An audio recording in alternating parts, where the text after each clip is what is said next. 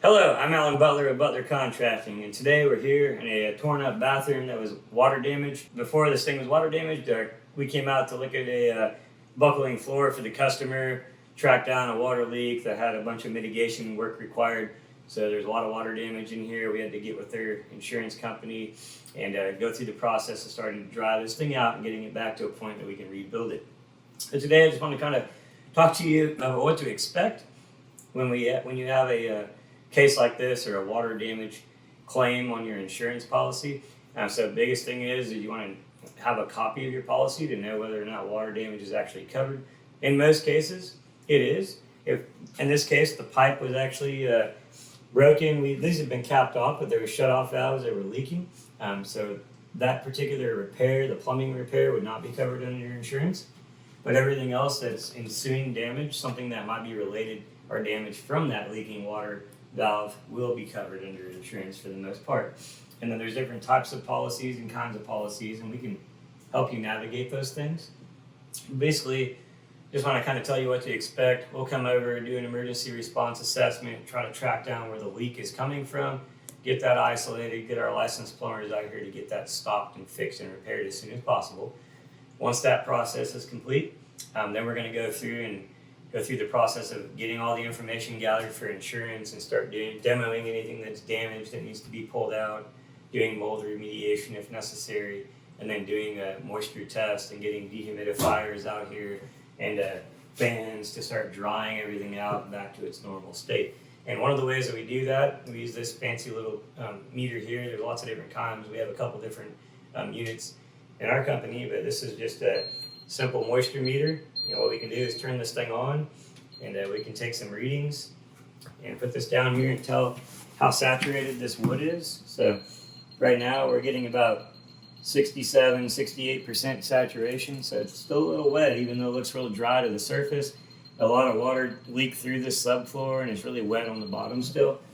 So on the back, anything over about 30% saturation is fairly high.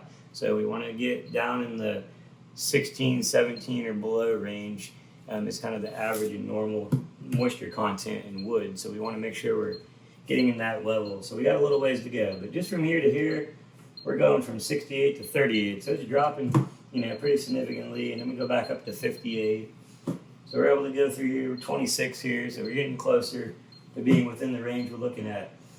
Water migrated across the floor all the way over here, so the area all the way over here, we're getting 26%, but there's still an area in this corner that's popping 99%. So it's really wet still back over in here. So while it might look dry in certain areas, it may not be. So that's why it's really important if someone comes out to do this stuff, we don't just put a regular fan out here and a dehumidifier from Walmart or Lowe's and dry it for a couple days. Oh, it looks dry to me, and we start building stuff back. Because what can happen, as you can see, if there's still moisture in there and we close everything back up, it could still come back and cause problems. It could still continue to rot. It could cause explosion of mold growth and fungus to start growing.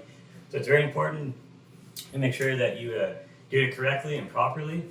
The proper type of equipment is out here and the number of units that you need to get this stuff dried out. I'm actually going to add another dehumidifier or two to this because it's been here a couple days. These are supposed to rate for about 200 square foot room, which just should have been enough adequate space, but this subfloor was so wet, we really need to get a couple more units in here today and start seeing if we can draw more of that moisture out of this wood because it's just not drying up as fast as we were hoping. So that's kind of the process as far as what happens when we get that initial response, getting whatever's leaking stopped, coming in and doing the demo work and getting everything out. And then we have some different types of antimicrobials that we already sprayed during the demo the first time to kill the mold spores. That it kills everything off. And then we'll get the drying equipment in here and then just come back and monitor daily the moisture readings in different areas and see how that progresses. We take photos of all that and log everything for the insurance so we can show the start to finish process.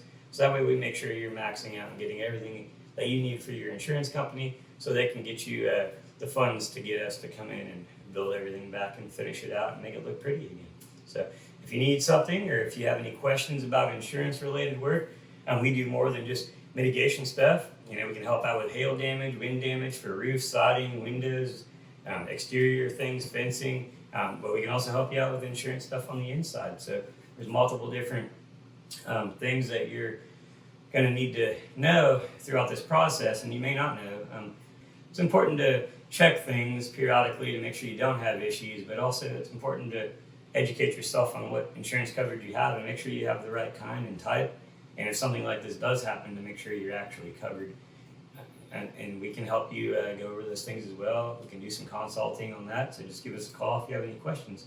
8446-BUTLER, 8446-BUTLER. And we hope to not see you in a situation like this, but you can call us for all the other project needs you have.